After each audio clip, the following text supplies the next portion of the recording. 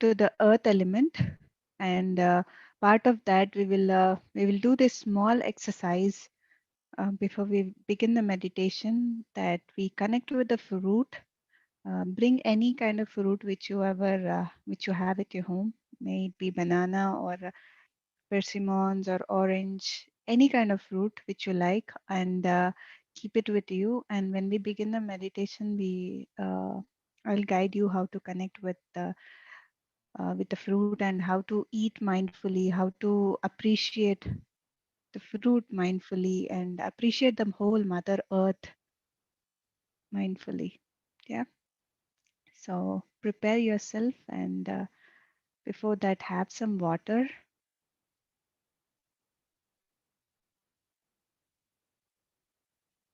We will just begin in a minute.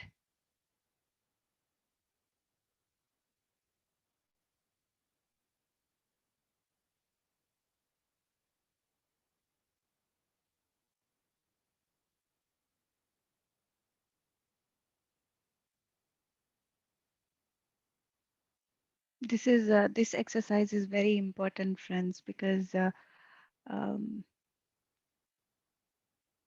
we don't pay attention to how we are eating, and how much we are eating, and the texture of the food we are consuming, and the taste of it. We are just swallowing everything. Today, we will take some time to appreciate whatever is there in our hands, the fruit, and we really connect with that fruit, and say thank you to that fruit. We just eat all the time, not noticing, not paying a gratitude to what we are eating. But today we take time to pay our gratitude and appreciation to that fruit and vegetable. This is a simple exercise, friends. This if we implement this exercise in a day-to-day basis, like every day, like whenever we are consuming any kind of food, if we are expressing a gratitude to that food, it gives us a lot of energy. That food will nourish us, because we are not just saying it as words, because words behind us, that words we are saying with the purest intention. And when we are saying that, um, uh, they say, right, even the fruit which you are consuming, even the water which you are taking, it has a life in it. So you release that intention and you get it back. So if you release this gratitude intention to that fruit, or to that water, that is what you get it back. So we will do that exercise today, friends, and let us begin there. I want you all to relax first. Have no stress in any part of your body. If you have any stress in any part of your body, just move your neck, or move your shoulders. Just prepare yourself, and just be comfortable. If you're sitting down, sit down. If you're sitting on a sofa, it's okay. If you're sitting on a chair, that's very fine. So now I request you all to take that fruit in your hand and just hold it in your hand. We will not close our eyes for some time. For 5 minutes, we will just look at the fruit,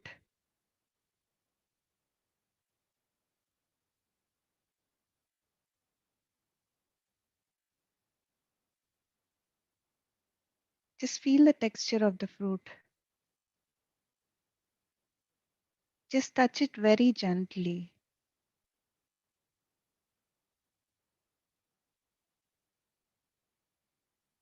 as if you're touching a small baby. Like how soft the baby is, how tender, how delicately you handle. So today we do the same. We delicately handle the fruit which we're consuming. Just feel the texture of the fruit.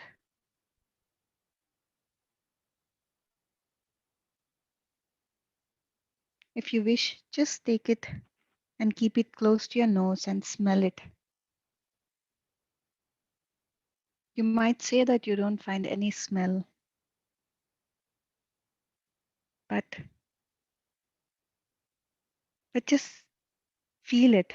Surely you'll experience some kind of a smell, some kind of that earth fragrance you will experience.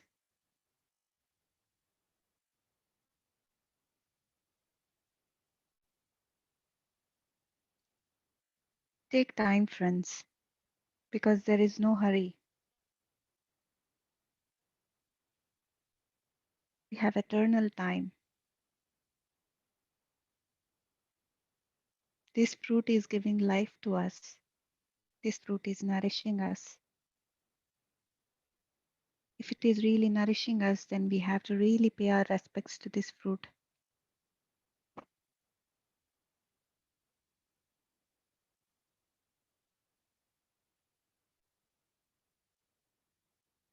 Holding it in our hands back, and we say to the Mother Earth, thank you for making this available.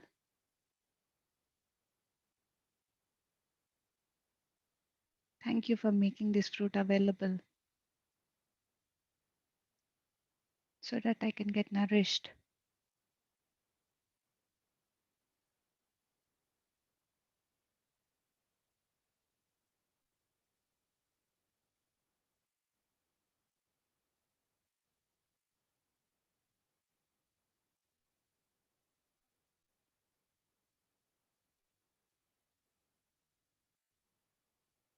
Just relax, friends. Whenever you're speaking, whenever you're communicating to this fruit or to the earth or to anything for that matter, just surrender yourself. Drop all your doubts and understand that there is life in everything. Even in a thing, there is life.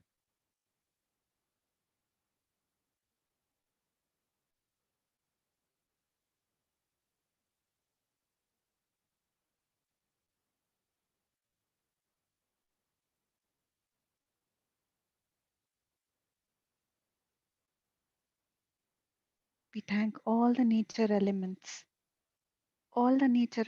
for making it possible for this fruit to be in our hands at this very moment.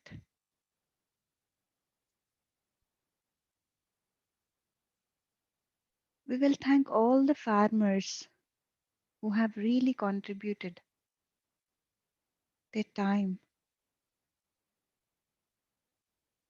their, their strength, their hardships,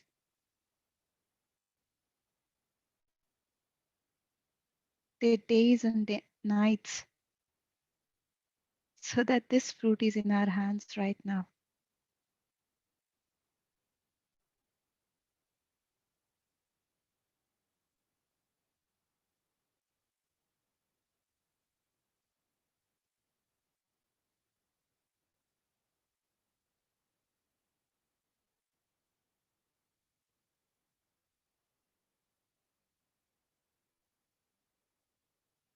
Just take time, friends. Look the color of the fruit, how wonderful the color of the fruit is. Any color it could be.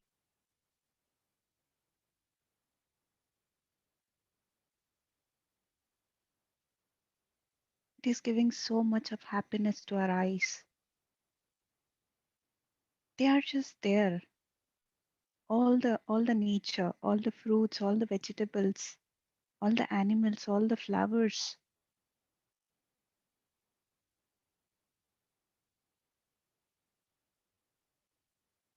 whoever and whatever is connected to Mother Earth, they are just there without expecting anything. They're just giving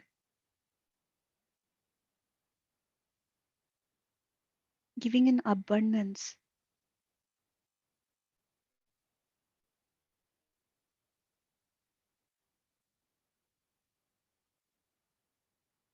When we are looking at the color of the fruit, it is satisfying our eyes. When we are tasting it, it is satisfying our stomachs. But when we really connect to the fruit, It will satisfy our soul. Whatever is there in the fruit is there within you, and whatever is within you is there in the fruit.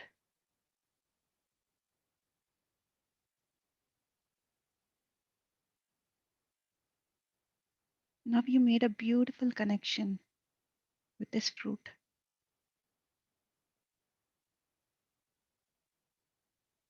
a wonderful connection.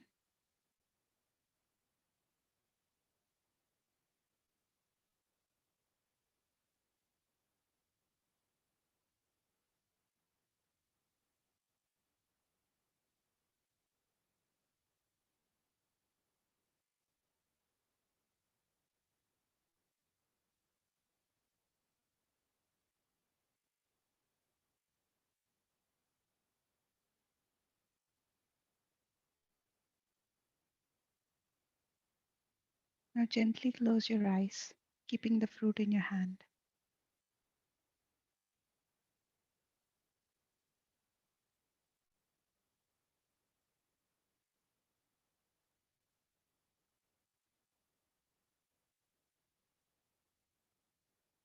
And just breathe.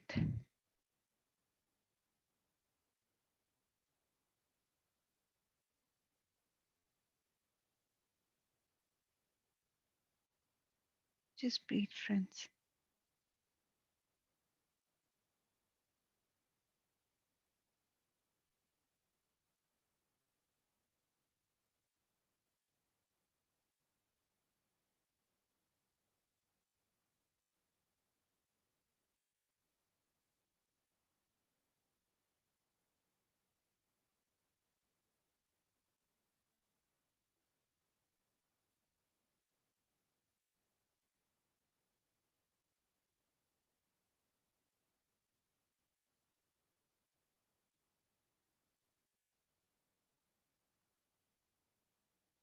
Just stay in silence for some time.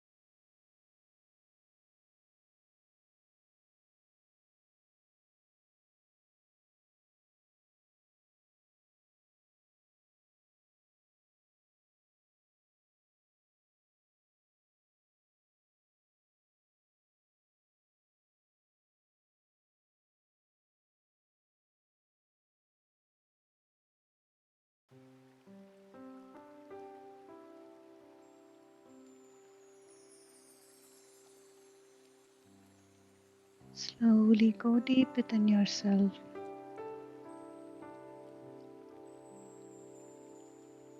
deeper and deeper.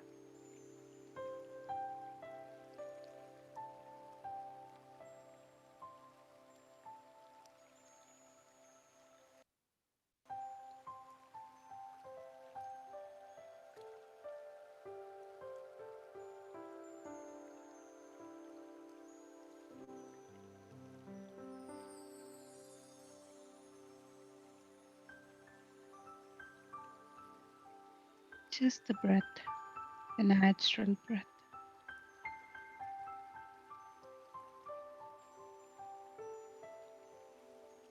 soft breath.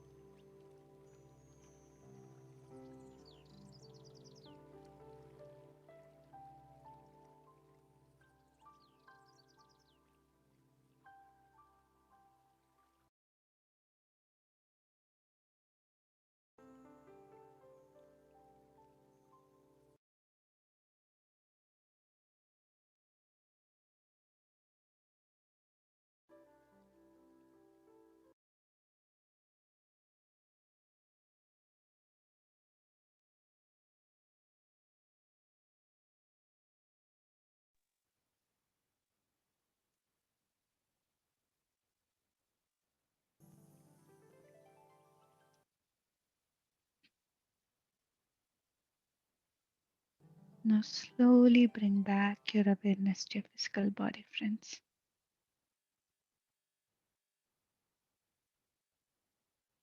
With the fruit still in your hand,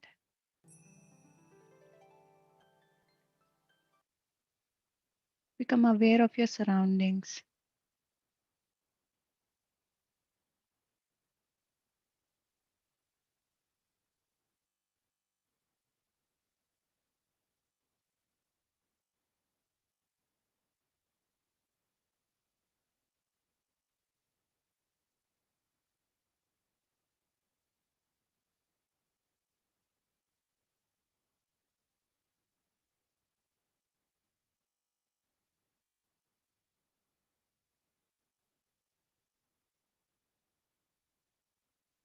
Now we slowly, gently open our eyes,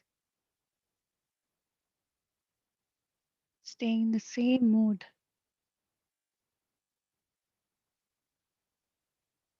We will take few more minutes, friends, to appreciate this fruit and to taste it. All the energy that we had got in my meditation, the connection that we had in this to this fruit, the energy that had passed into this fruit, everything is multiplied to many times.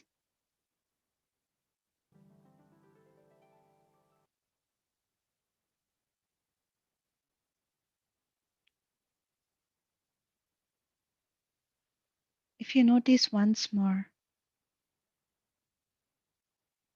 the fruit, you see some kind of geometry to it, sacred geometry.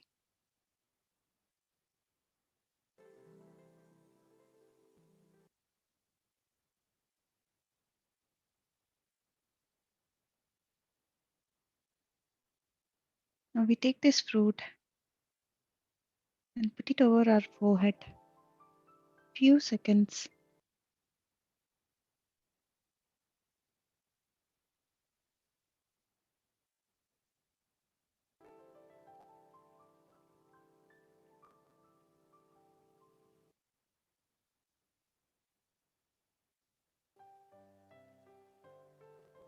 Now we just take it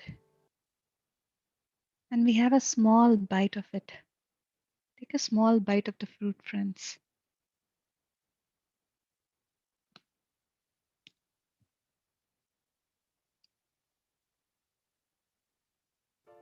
And just be mindful when you're tasting it in.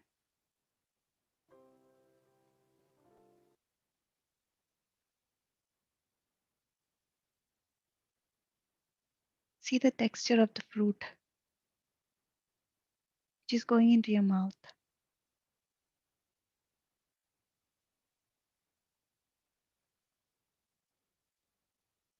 See that the juice of the fruit is getting absorbed to each and every cell in your body. You're taking this fruit in with a lot of joy, lot of gratitude. Whatever is the geometry, the sacred geometry on the fruit is going into each and every cell in your body.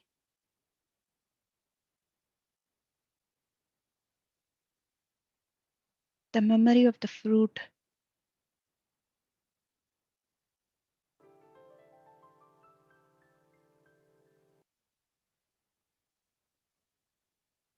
is getting stored in each and every cell of your body. The taste, the texture.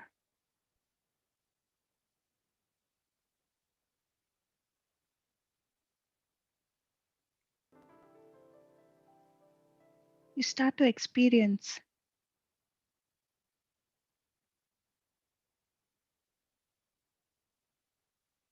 the heaven, the entire universe, the sun, the wind, the earth.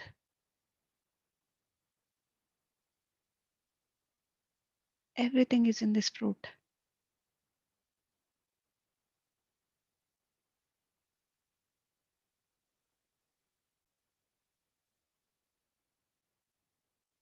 Take extra few seconds, friends, to appreciate the details of the fruit, to appreciate the taste of it.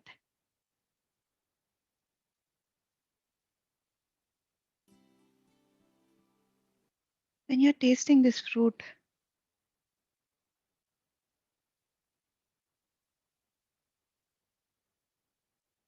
where in the body you're feeling,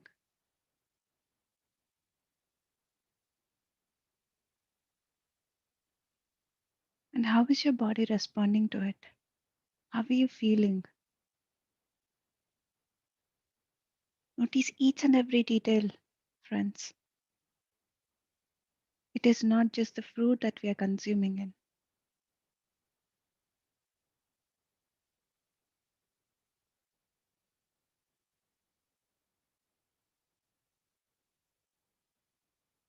We are consuming one of the gifts of the Mother Earth.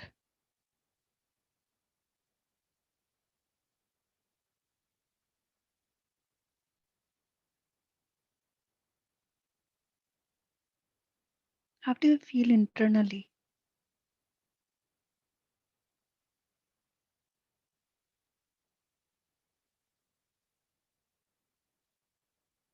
What is this fruit communicating to you internally? What is it saying to you? Just notice it, friends. Take few more minutes. Take few more bites. Just slowly, slowly, the energy of the fruit, let it seep into each and every cell of your body.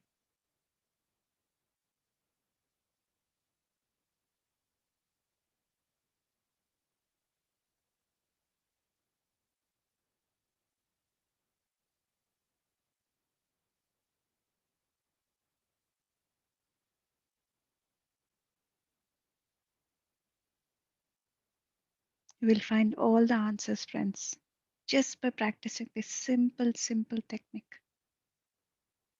Simple technique of paying gratitude to whatever we eat, looking at it, feeling it, nurturing it with our touch. When we nurture fruit, vegetable, the hands gently, that fruit will nurture us, nourishes us.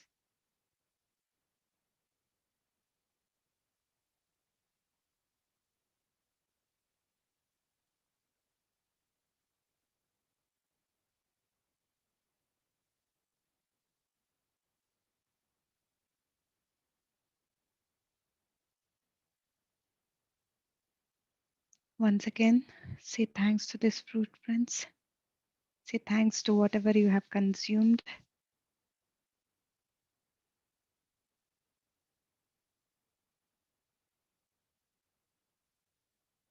And whenever you're ready, when you have finished with your taking in the energy of the fruit, you can unmute yourself and you can share your experience.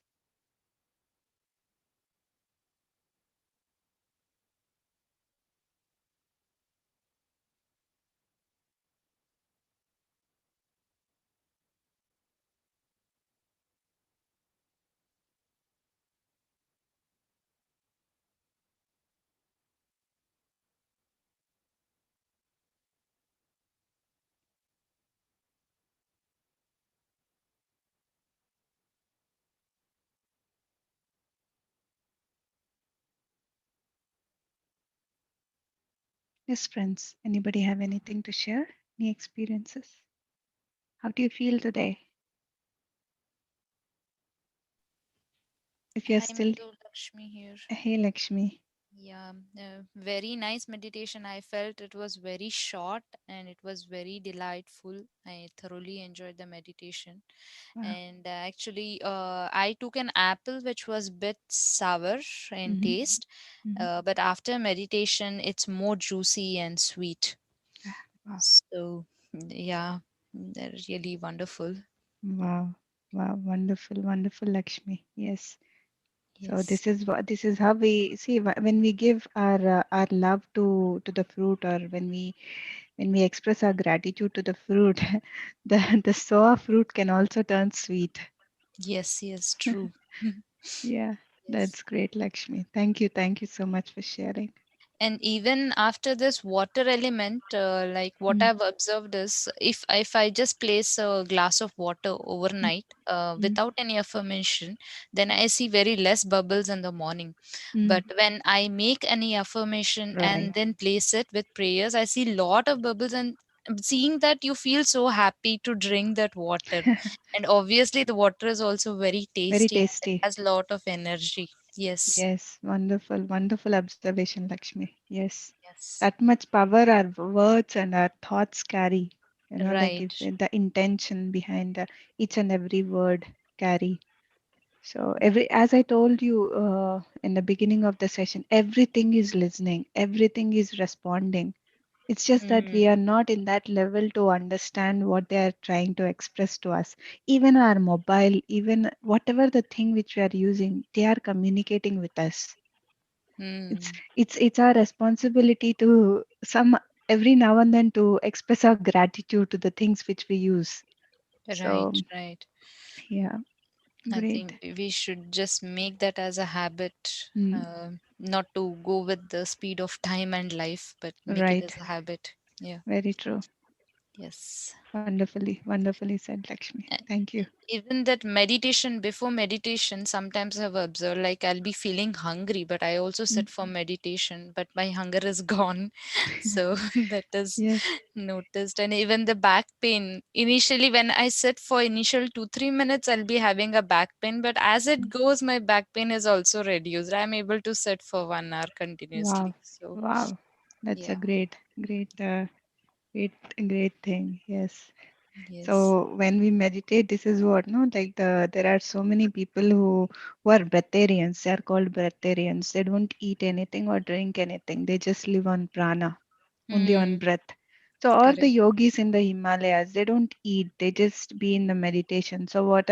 That's what say, no, Akasha Ganga. Akasha Ganga is nothing but cosmic energy. We are getting the cosmic energy. So we don't Hmm. require physical food to nourish us. Survive. Right. The cosmic energy will nourish us.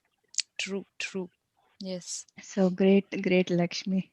Yeah. Uh, Thanks, Madhu. thank you, Lakshmi. Hi, Madhu. Hi, Balagaru. Um, I have I felt a lot of vibrations on my forehead Mm, um, doing this meditation, lot of energies. mm, And when I'm holding my apple and doing the meditation, mm, when I connected to the fruit, mm, I got this message saying that like you and I got the same consciousness in mm. us. Like that kind of a message. I Wow. know I felt. Yeah. That's it. Whatever is there in the fruit is there within us. Whatever is there within us is there in the fruit. So we That's are all right. one and the same. So without earth, without all these elements, we will not survive. Even the fruits cannot survive. So The same five element, all these five elements. Yeah, yes. between So the groups. Yeah. Thanks a lot. wonderful. Wonderful. Thank you, Balakar. Any other sharings? Hi, Swapna. Swapna here. Surprisingly, today I could not get into that state. I Mm-hmm. was having like too many thoughts, Mm-hmm. neither pleasant nor unpleasant, just thoughts all the time. Mm-hmm. But in spite of that, I could feel some kind of calmness Wow. and some vibrations near my third eye area.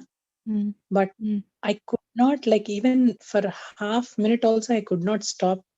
Like, I could not get into that state. This is like, it's been, I mean, I don't know why.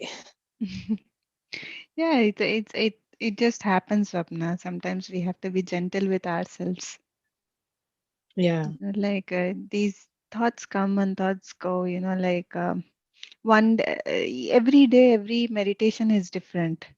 So it's a different experience. So yeah, Actually, and I'm noticing it since yesterday, after Mhm. like evening, Mm, like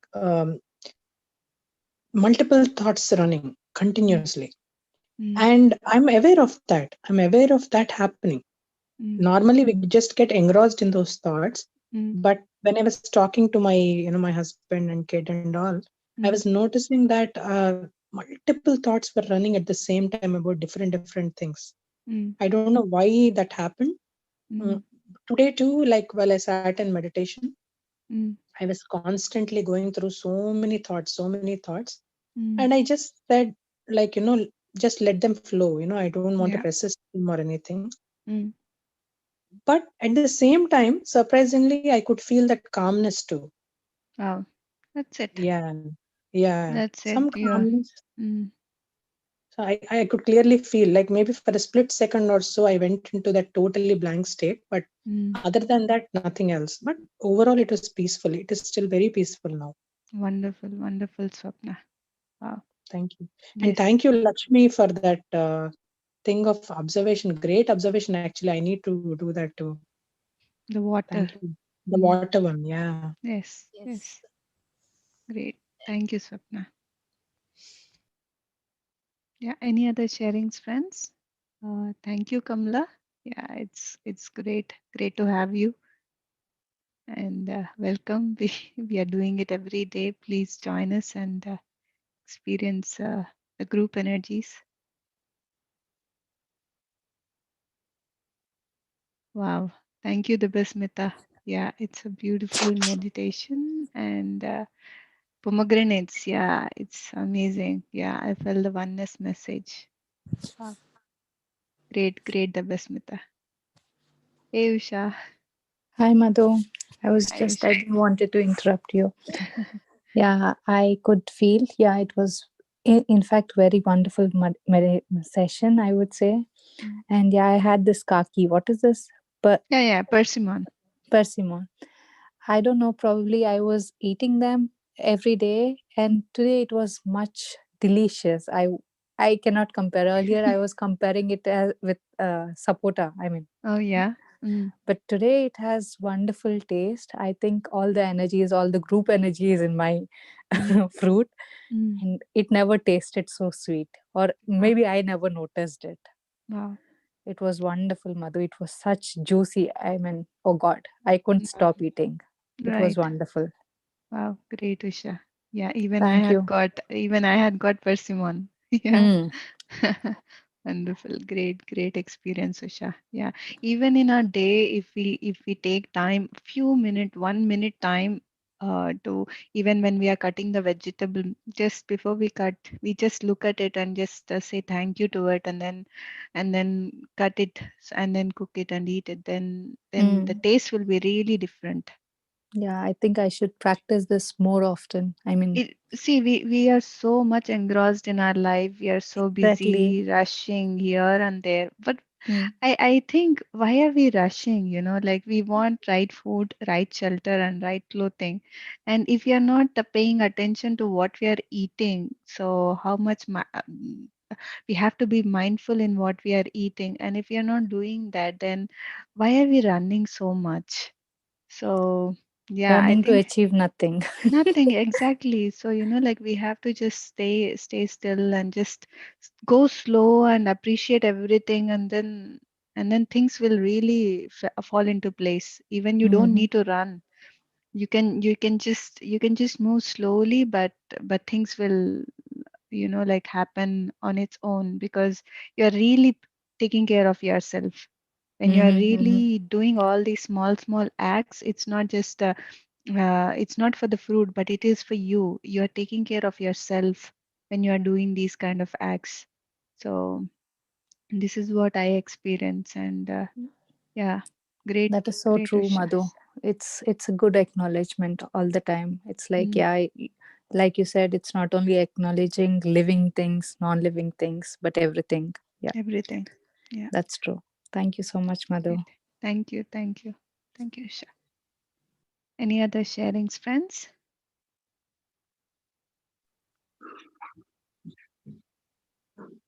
Hello? Yes, Jyoti ji? Yeah. Hello. Hi. Uh, Hi. Actually, I don't know whether I can say about this one here, but actually, um, like in the morning, we Mm, generally brush our teeth mm, with a toothpaste. mm, So uh, I thought it's very sweet, and I'm not sure if it is right for our teeth.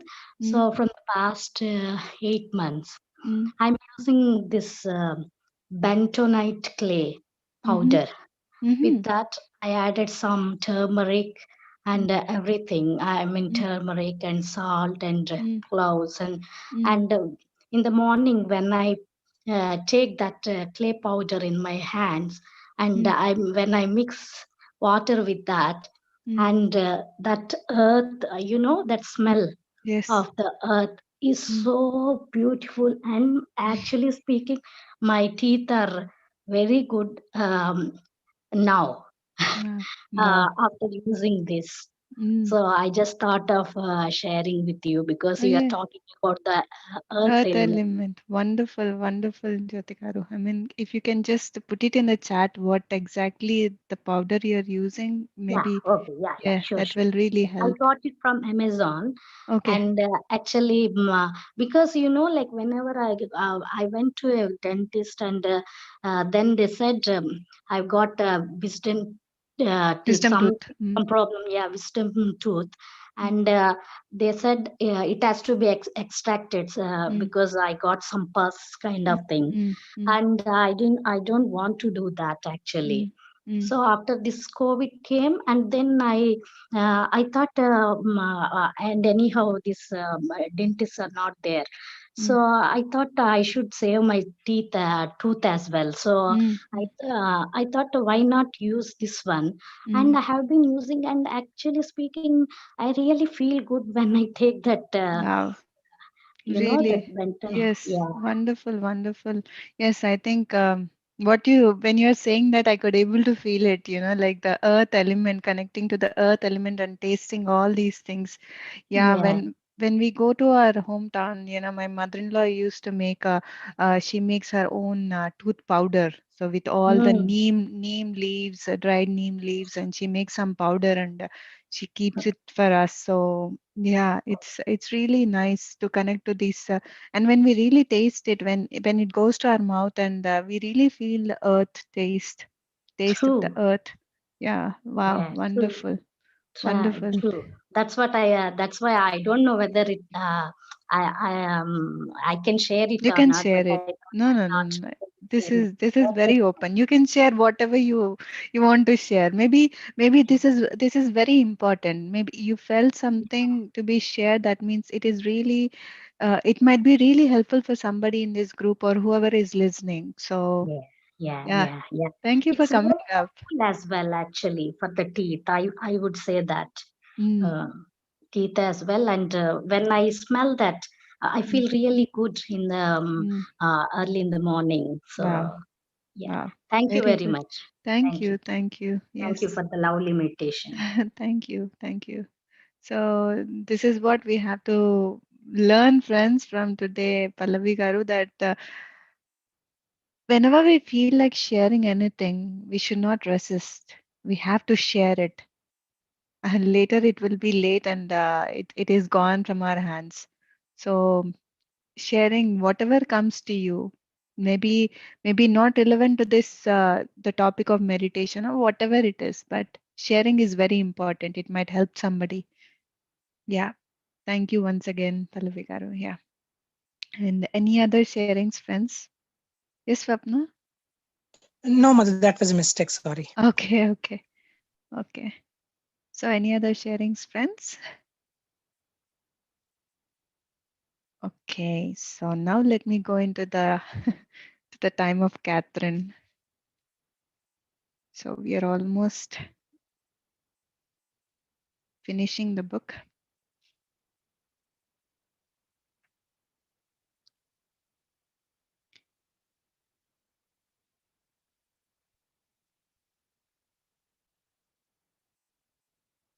Yeah.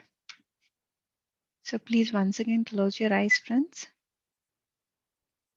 We will listen mindfully and with so much of awareness, because there is so much to learn from each and every chapter of this book.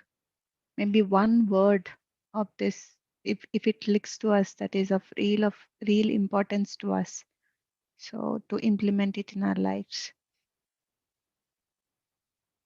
3 weeks passed before we met again. My brief illness and her vacation had caused the delay. Catherine continued to prosper during this period, but when we began the session, she seemed anxious. She announced that she was doing so well and feeling so much better that she did not feel hypnosis could help her any more than it already had. She was right, of course. Under ordinary circumstances, we might have begun terminating therapy weeks ago. We had continued in part because of my interest in the messages from the masters, and because some minor problems still persisted in Catherine's present day life. Catherine was nearly cured, and the lifetimes were repeating. But what if the masters had more to tell me? How could we communicate without Catherine? I knew she would continue our sessions if I insisted, but I did not feel right about insisting. With some sadness, I agreed with her. We chatted about the events of the past 3 weeks, but my heart was not in it. 5 months drifted by. Catherine maintained her clinical improvement. Her fears and anxieties were minimal. The quality of her life and her relationships was dramatically uplifted. She was dating other men now, although Stuart was still in the picture. For the first time since she was a young child, she felt some joy and real happiness in her life. Occasionally, we would pass each other in the hallway or in the cafeteria line, but we had no formal doctor patient contact. Winter passed and spring began. Catherine scheduled an appointment in the office. She had been having a recurring dream about a religious sacrifice of some sort that involved snakes in a pit. People, including herself, were being forced into the pit. She was in the pit, trying to climb out by digging her hands into the sandy walls. The snakes were just below her. At this point in the dream, she would awaken, her heart pounding wildly. Despite the long hiatus, she fell quickly into a deep hypnotic state. Not surprisingly, she was instantly back in an ancient lifetime. It is very hot where I am, she began. I see two black men standing near stone walls that are cold and damp. They have headpieces on. There is a rope around their neck right ankles. The rope is braided with beads and tassels coming off it. They are making a storage house out of a stone and clay, putting wheat in it, some type of crushed grain. The grain is brought in a cart with iron wheels. Woven mats are on the cart or part of it. I see water, very blue. Someone in charge is giving orders to the others. There are 3 steps down into the granary. There is a statue of a god on the outside. He has the head of an animal, a bird, and the body of a man. He's a god of the seasons. The walls are sealed with some sort of tar to prevent air from coming in and to keep grain fresh. My face is itching. I see blue beads in my hair. There are bugs or flies around, making my face and hands itch. I put something sticky on my face to keep them away. It smells terrible. The sap from some tree. I have braids in my hair and beads in my braids with gold strings. My hair is dark black. I am part of the royal household. I am there because of some feast. I have come to watch an anointing of priests, a festivity to the gods for the coming harvest. There are only animal sacrifices, no humans. Blood from the sacrificed animals run from a white stand into a basin. It runs into the mouth of a serpent. The men wear small gold hats. Everyone is dark skinned. We have slaves from other lands, from across the sea. She fell silent, and we were waiting as if the months had never passed. She seemed to become vigilant, listening to something. All is so fast and complicated. What they are telling me about change and growth and different planes. There is a plane of awareness and a plane of transition. We come from one life, and if the lessons are completed, we move on to another dimension, another life. We must understand fully. If we do not, we are not allowed to pass on. We must repeat because we do not learn. We must experience from all sides. We must know the side of wanting, but also to give. There is so much to know, so many spirits involved. That is why we are here. The masters are just on this plane. Catherine paused, then spoke with the voice of the poet master. He was speaking to me. What we tell you is for now. You must now learn through your own intuition. After a few minutes, Catherine spoke in her soft whisper. There is a black fence within our tombstones. Yours is there. Mine? I asked, surprised at this vision. Yes. Can you read the inscription? The name is Noble. It's 1668 to 1724. There is a flower on it. It is in France or Russia. You were in a red uniform, thrown from a horse. There is a gold ring with a lion's head, used as an insignia. There was no more. I interrupted the poet master's statement to mean there would be no more revelations through Catherine's hypnosis. And this was indeed the case. We were to have no further sessions. Her cure had been complete, and I had learned all that I could through the regressions. The rest, what lay in the future, I had to learn through my own intuition. So that's a very short. Uh, I think I can do one more. Yes. 2 months after our last session, Catherine called and scheduled an appointment. She said she had something very interesting to tell me. When she walked into the office, the presence of the new Catherine, happy, smiling, and radiating an inner peace that made her glow, briefly surprised me.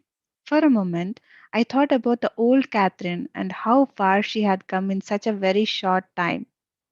Catherine had gone to see Iris Salzman, a well known psychic astrologer who specialized in past life readings.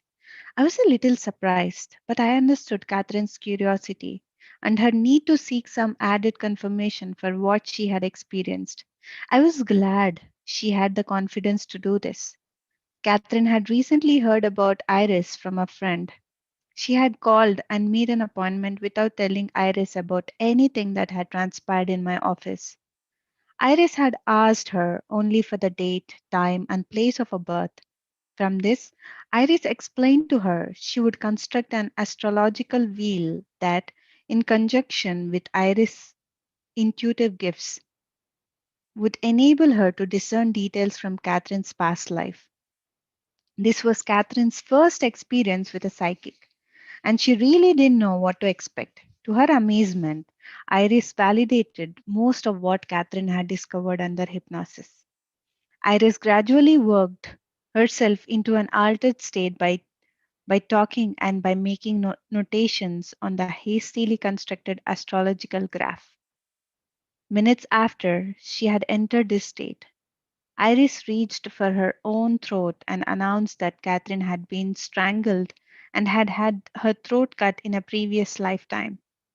The throat cutting had been in a time of war, and Iris could see flames and destruction in the village many centuries ago. She said that Catherine had been a young man at the time of his death. Iris' eyes appeared glazed as she next described Catherine as a young male dressed in a naval uniform, with short black pants and shoes with odd buckles on them. Suddenly, Iris grabbed her left hand and felt a throbbing pain, exclaiming that something sharp had entered and damaged the hand, leaving a permanent scar. There were large sea battles, and the location was off the English coast. She went on to describe a life of sailing. Iris described more fragments of lifetimes. There was a brief life in Paris where Catherine was again a boy and had died young in poverty. Another time, she was a female American Indian on the southwest Florida coast.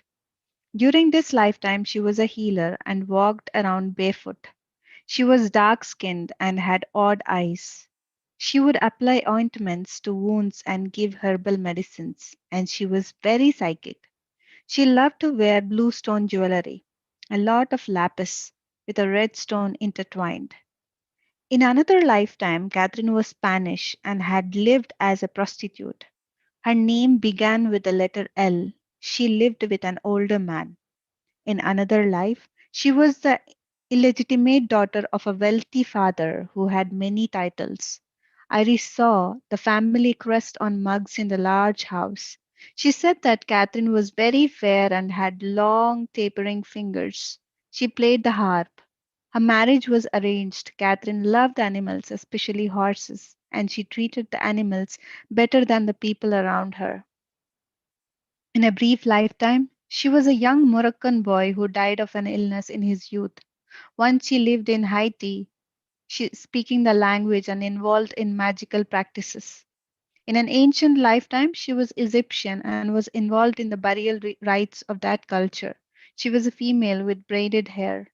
She had several lifetimes in France and Italy. In one, she lived in Florence and was involved with religion. She later moved to Switzerland, where she was involved with a monastery. She was a female and had two sons. She was fond of gold and gold sculpture, and she wore a gold cross. In France, she had been imprisoned in a cold and dark place.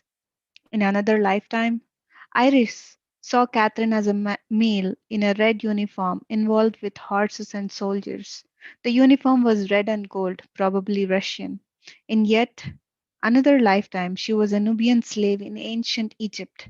At one point, she was captured and thrown into jail. In still another life, Catherine was a male in Japan, involved with books and teaching, very scholarly. She worked with schools and lived to an old age. And finally, there was a more recent life as a German soldier who was killed in a battle. I was fascinated by the detailed accuracy of these past lives events as described by Iris. The correspondence to Catherine's own recall while under hypnotic regression was startling. Christian's hand injury while in the naval battle and the description of his clothes and shoes, Luisa's life as a Spanish prostitute, Aronda and the Egyptian burials, Johann the young raider whose throat was cut by the previous incarnation of Stuart while Stuart's village had buried, Eric, the doomed German pilot, and so on. There were also correspondence to Catherine's present life. For example, Catherine loved blue stone jewelry, especially lapizzioli.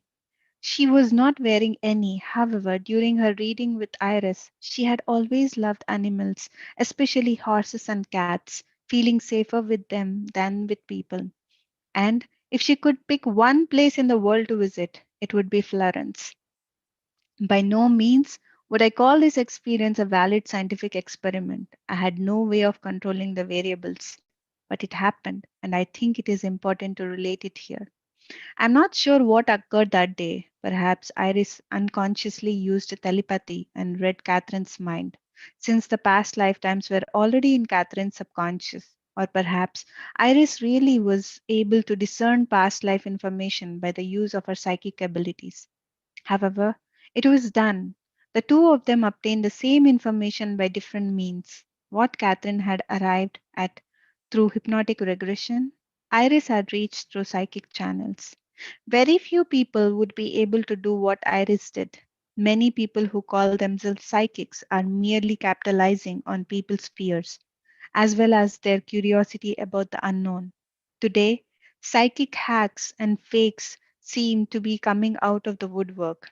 The popularity of books such as Shirley MacLaine's Out on a Limb has brought forth a torrent of new trance mediums. Many rove around, advertising their presence locally, and they sit in a trance telling an enraptured and awestruck audience such as platitudes as if you are not in harmony with nature, nature will not be in harmony with you.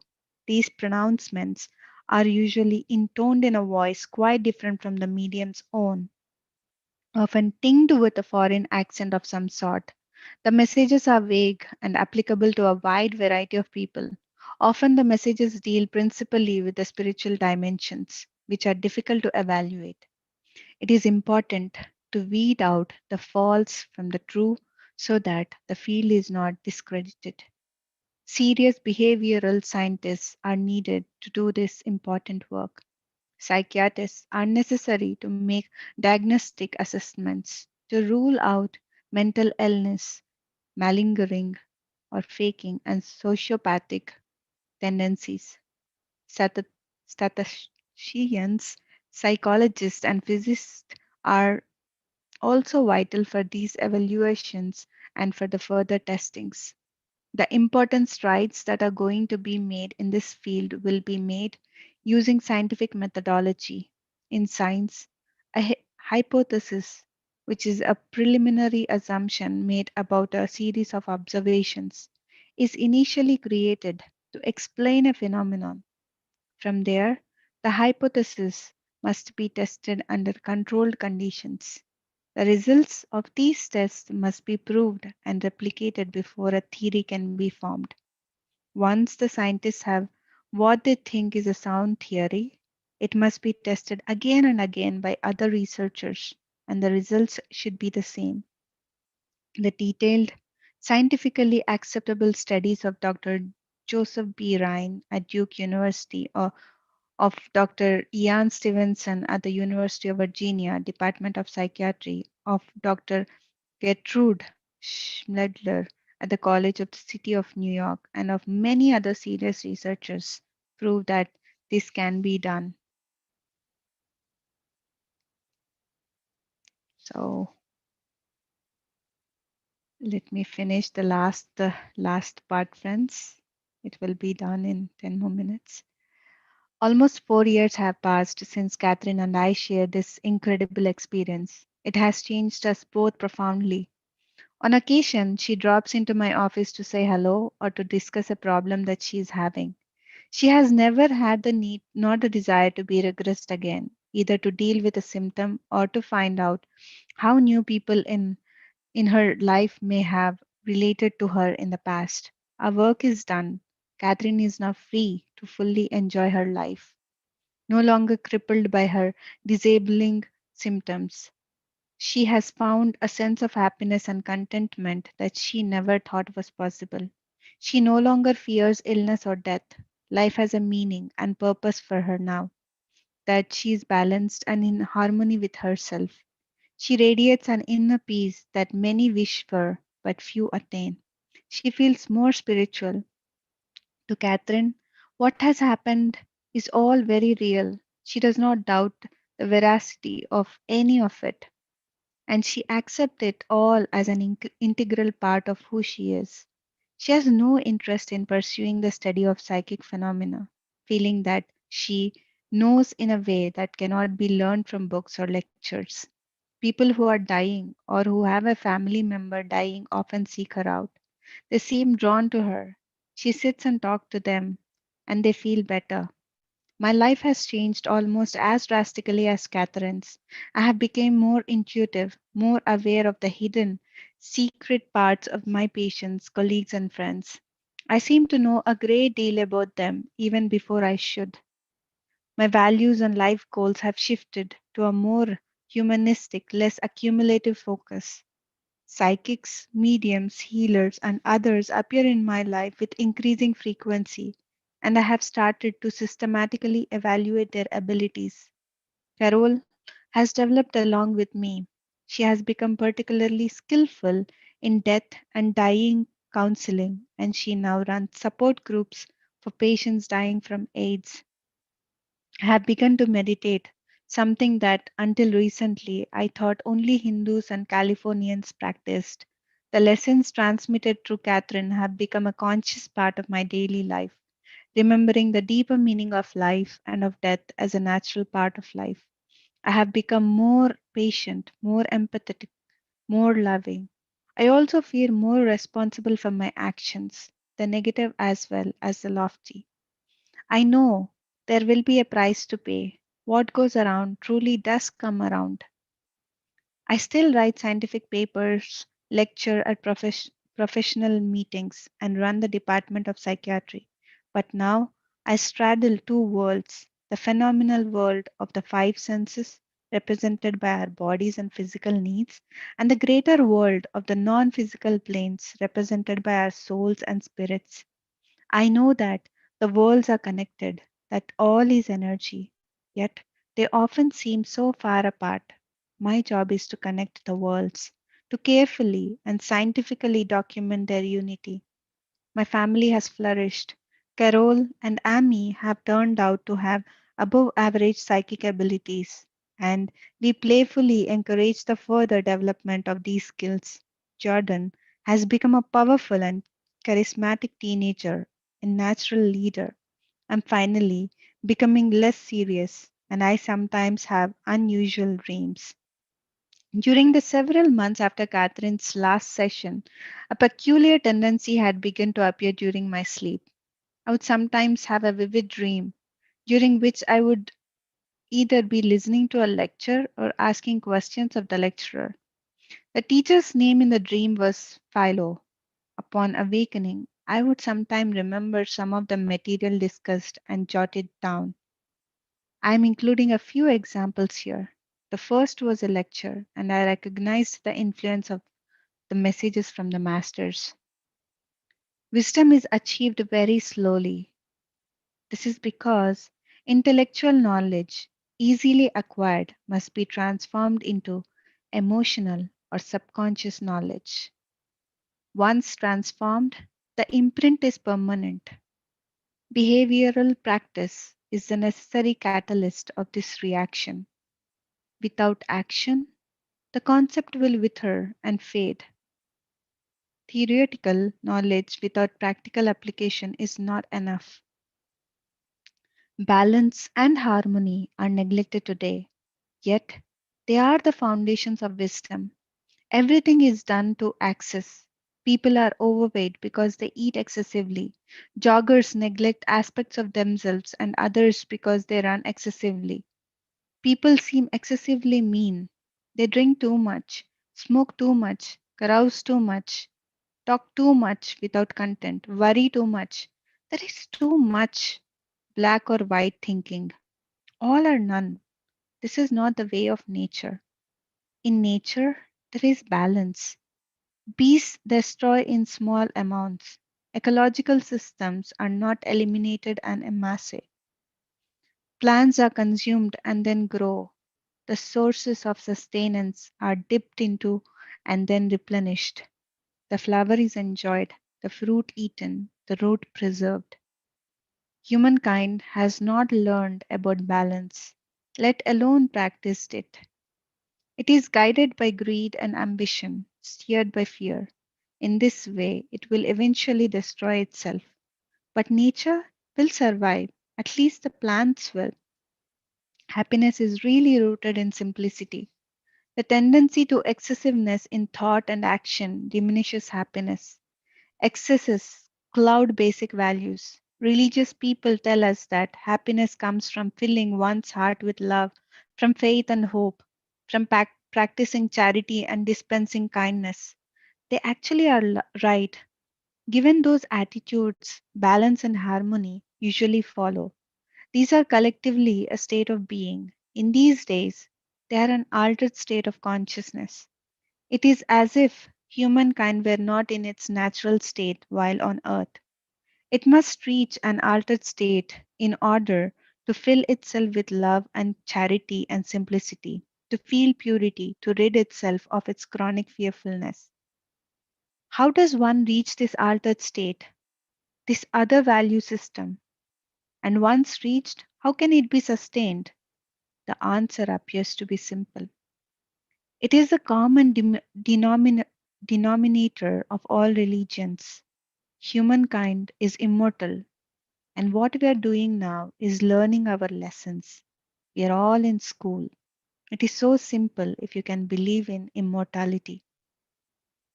If a part of humankind is eternal, and there is much evidence and history to think so, then why are we doing such bad things to ourselves?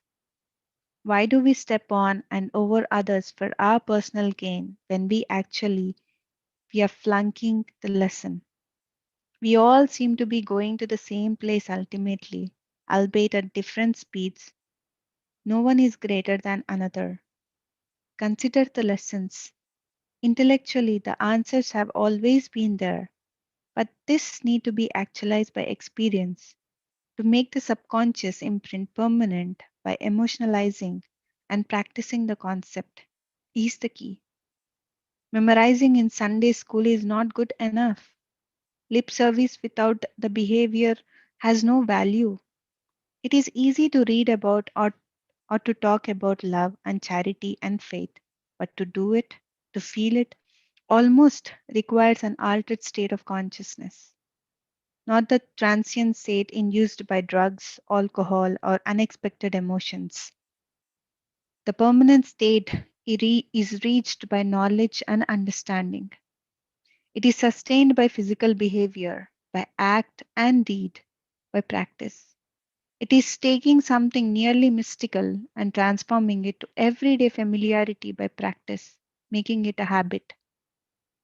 Understand that no one is greater than another. Feel it. Practice helping another. We're all rowing the same boat. If we don't pull together, our plans are going to be awfully lonely. On another night, in a different dream, I was asking a question. How is it that you say all are equal, yet the obvious contradictions smack us in the face? Inequalities in virtues, temperances, finances, rights, abilities, and talents, intelligence, mathematical aptitude, and infinitum. The answer was a metaphor. It is as if a large diamond were to be found inside each person. Picture a diamond, a foot long. The diamond has 1,000 facets, but the facets are covered with dirt and tar. It is the job of the soul to clean each facet until the surface is brilliant and can reflect a rainbow of colors. Now, some have cleaned my facets and gleam brightly. Others have only managed to clean a few. They do not sparkle so. Yet, underneath the dirt, each person possesses within his or her beast a brilliant diamond with 1,000 gleaming facets. The diamond is perfect, not one flaw. The only differences among people are the number of facets cleaned, but each diamond is the same and each is perfect. When all the facets are cleaned and shining forth in a spectrum of lights, the diamond returns to the pure energy that it was originally. The lights remain. It is as if the process that goes into making the diamond is reversed. All that pressure released, the pure energy exists in the rainbow of lights, and the lights possess consciousness and knowledge. And all of the diamonds are perfect. Sometimes the questions are complicated and the answers are simple. What am I to do? I was asking in a dream. I know I can treat and heal people in pain. They come to me in numbers beyond what I can handle. I'm so tired, yet can I say no when they are so needy and I can help them? Is it right to say no? Enough already? Your role is not to be a lifeguard, was the answer.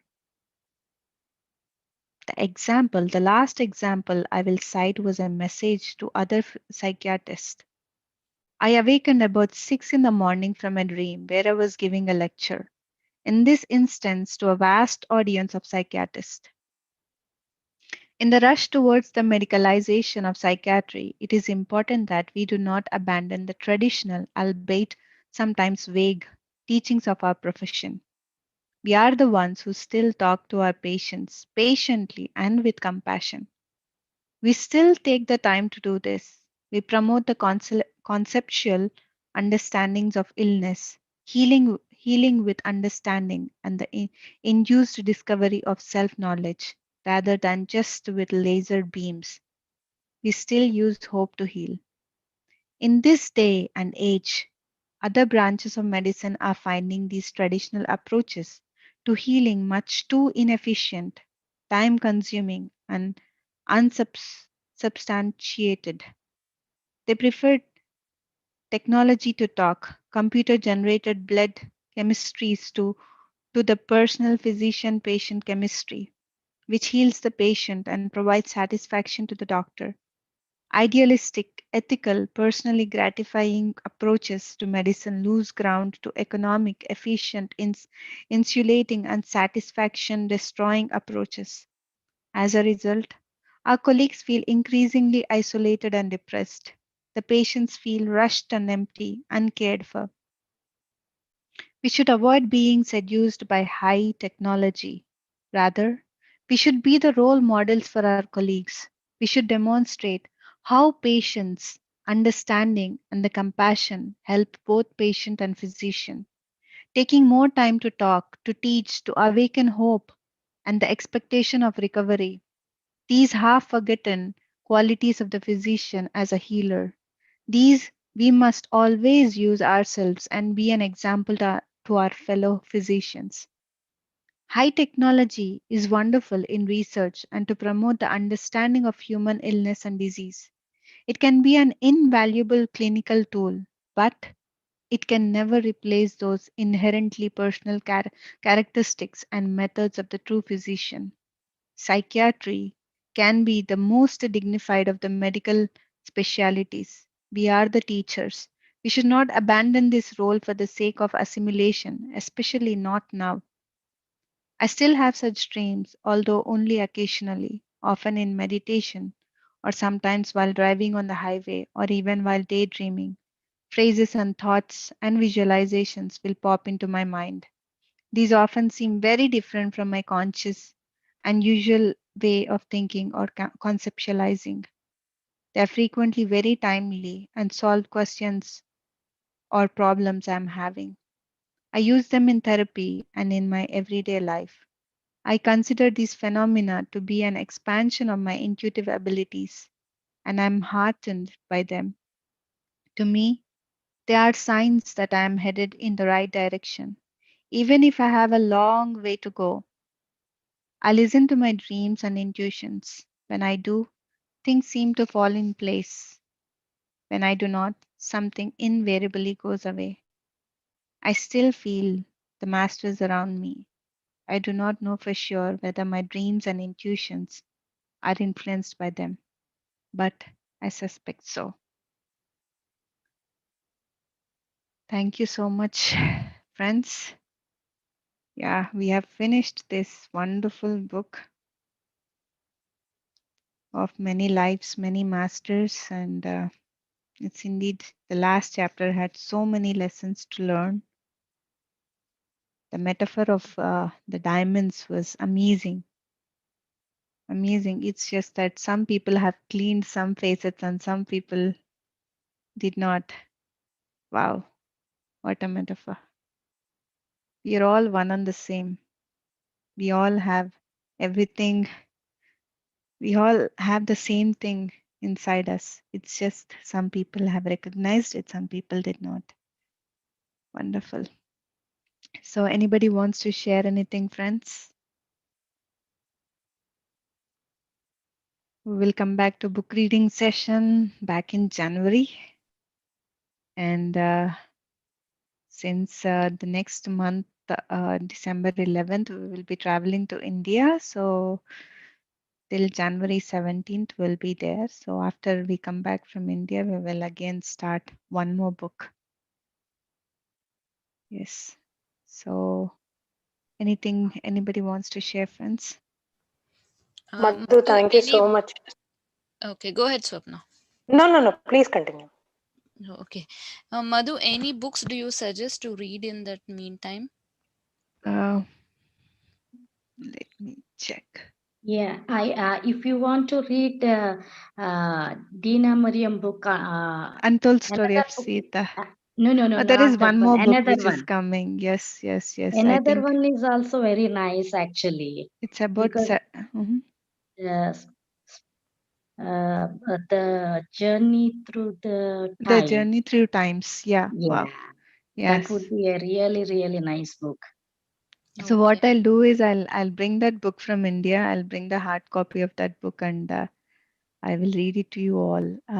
As Jyotikar, we have already finished reading the Untold Story of Sita and the Buddha's wife. And this is our third book, Many Lives, Many Masters. Reading this. Actually, that book I read some 15 years back, I think, when I came to UK first time.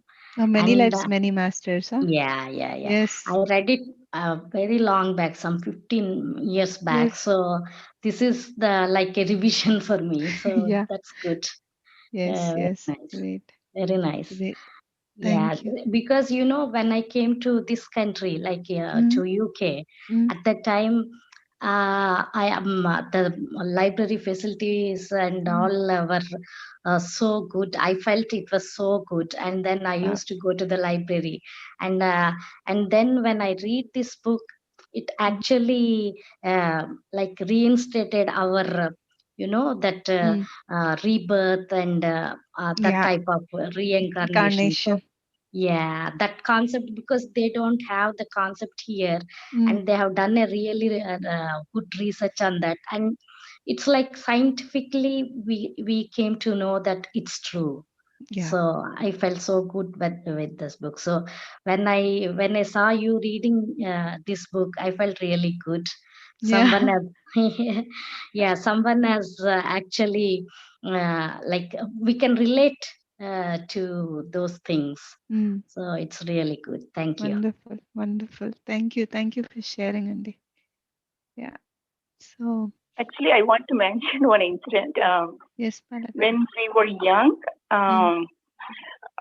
suddenly I have an older sister, a couple of years older, and suddenly one day, two people came and knocked our door. We lived in Hyderabad at the time, and suddenly two boys, one older one, one younger, like maybe like a 10, 12-year-old. They knocked our door, and they said the younger one suddenly he keeps saying that he has to meet this person in our house, and he keep on saying every day, I had to go to this house and meet this. That is my sister, older sister. Okay, her name is Kamshri. Okay. And he keeps on saying, to his family members.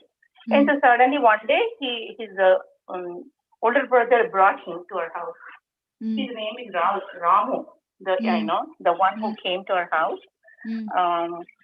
So it so happened, he sees my sister's face in his dreams and saying that you had to go and meet, this is your sister, in past life. Wow. And so suddenly they came and, and since then, and it so happened, we thought after between me and my another brother, one of my brothers passed away when he was 12, around 12, 13 years. Okay. And suddenly, I don't know what happened after years, like maybe number of years, like 5, 6 years, this happened. And suddenly, and then onwards, he became like our family member, like my the youngest brother of our family. Wow. Suddenly, I remember this incident. Wow, wonderful. Yes.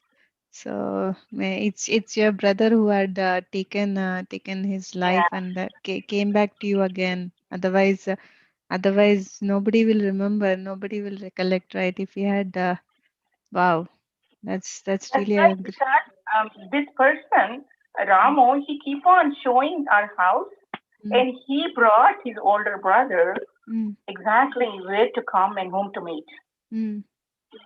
Wow. Because my older sister was very close to my youngest brother, like younger brother who passed away, Okay. and I think maybe that's another reason.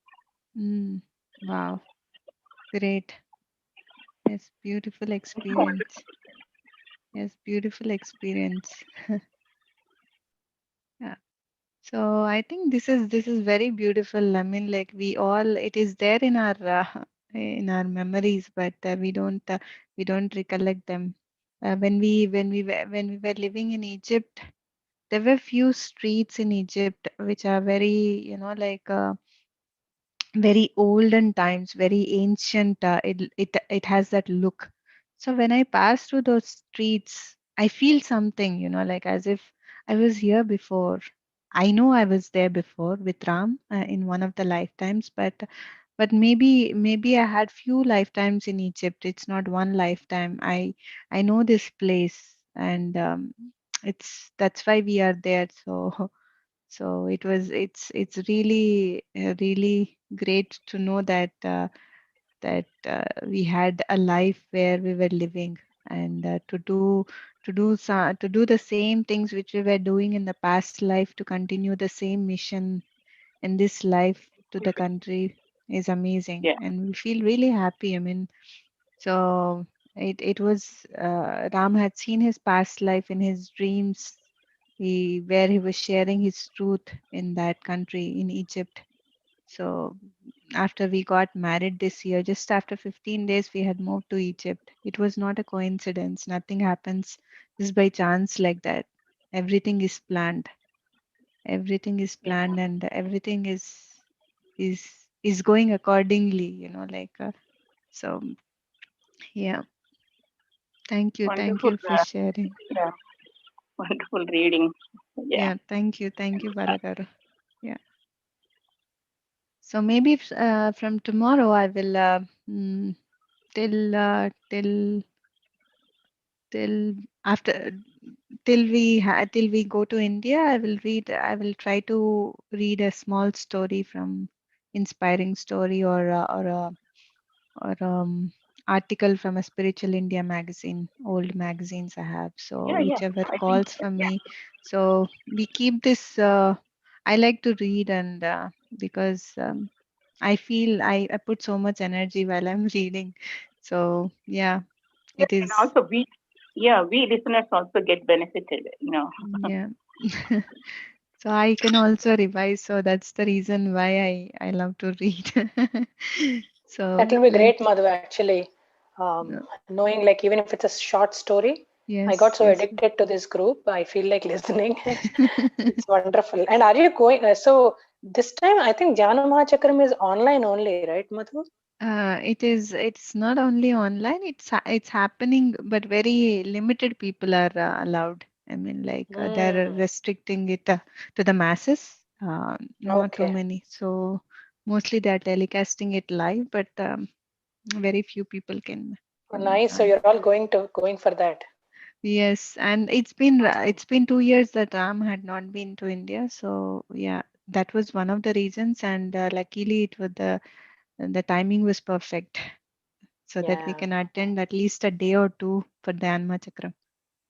Very nice, Madhu. I'm really looking forward to that experience of meditating for 3 hours with the music. Wow, that's really Yeah, I've never amazing. been to Dhyana Mahachakram. It's been 2 years since I came into this path. Mm, But definitely, I'm eagerly looking forward because I hear so many stories, so many things about miracles and all that happened during Janama Chakram. So I'm yeah, very curious actually. With wow, so many souls coming there and meditating, with just one exactly. mission, right? Yeah. I know. Yeah, Wow, words amazing. words like we had seen, like from past many years, we have been seeing thousands and thousands of people, no, sitting at under one roof and they're meditating. Yeah, And all the nature is supporting. There were uh, rains were supposed to fall, but when we are in that meditation, that 3 hours, no rains will come, nothing will disturb. And after the meditation is done, so then the pouring will start. So a lot of awesome. things happened. It's amazing. I mean, that energy itself is amazing. Yeah. Yeah. Very Oh, nice. great, Swapna. Yes, Usha? Where is this happening, Madhu? It's happening in Hyderabad, Lakshmi. It's happening Okay, okay. in Hyderabad. It's a place called Kartal. So, Okay. yeah, Yeah. there is a pyramid there. So there is a big pyramid wherein 6,000 people can sit and meditate. There So is a pyramid in Bangalore also. I'm not yes, sure whether it is. yes, Okay, this is yes, also yes, part of PSSM. yes, Yeah, yes, yeah, I yes. had been there. Yes. Wow. Yeah. So yeah, it's Okay. beautiful. Mm. But if you stop reading, I'm going to miss your voice. Now I'm missing Catherine. You're missing Catherine. There Yes. are many books actually. There are many books by Dr. Wayne Dyer. So there are many after Catherine. Like chapter is done. There are so many people who share their stories, and Dr. Brainwise had put it into beautiful books, had made through time into healing, and messages from the masters. Only love is, I think, messages from the masters will be amazing book. So let us choose these books, maybe soon after I come back from India. Yeah, yeah, There's so sure. many great books, there are so many great books. The Fakir is one of the great books by Mm-hmm. Rusbe Barucha. It's about the teachings of Shirdi Sai Baba, because we know only Shirdi Sai Baba as a person who gave boons, but in this book, the way Rusbe Barucha had communicated with Sai Baba, and the Sai Baba is teaching Rusbe Barucha how to, the spiritual side of him. So it is really amazing. So a Okay. lot of books, Yes, yes, I have to start reading. and Patriji is now currently reading this Thinking and Destiny. So that is also, it's a one big book. It's a very thick book. So last time when we were in US, we got an opportunity to buy, because these some books are not available in India.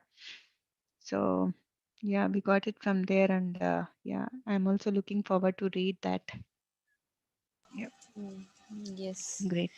But the way you were reading, we were getting so involved. I think it's not only from me, from the entire group, I think. Yeah. And the way you were narrating with two voices, that was really, I was feeling like Catherine was already in that state and she's talking. Yeah. I had to put some Thank you, Madhu. masala. Thank you all. Yeah. I'm signing off. Thank you. Bye. Thank you, Swapna. Bye-bye, Swapna. Yeah. Usha, you want to say something, Yeah, Usha? Madhu, I had a request actually. So Yes, I thought, Usha. okay, I will wait. Madhu, maybe since you're not moving to a new book, maybe some of your wisdom from that, what is this? Chinese book.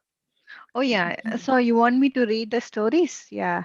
From that Yes, book? there are so wonderful stories from this book which you Yes. have, Okay. right? Okay. Let's do Not that. every day, not every day, probably once in a while.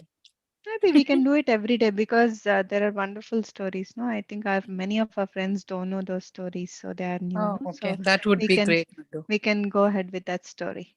Yeah, Wow. They let's are do that. such beautiful stories. I always love them. Thank you, Usha. Yes. Thank you, So Madhu. thank you. So friends, tomorrow morning at 6 a.m. Germany time, and 5 a.m. London time, and 7 a.m. Egypt, and 10:30 a.m. India time, we will be having a meditation by Master Sunanda from India. So please do join us, and let us all dive into meditation. And again, we will meet tomorrow. Tomorrow's session will be taken by Master Nilima. So it will be on the air element. So we request you all to bring any diya, like or some candles, and keep it with you when we start the session. We will be given guidance by Nilima. Yep. So that's all for today, friends. Have a lovely day, a lovely evening, and a lovely night. Namaste to all. Bye. Namaste. Bye. Bye bye.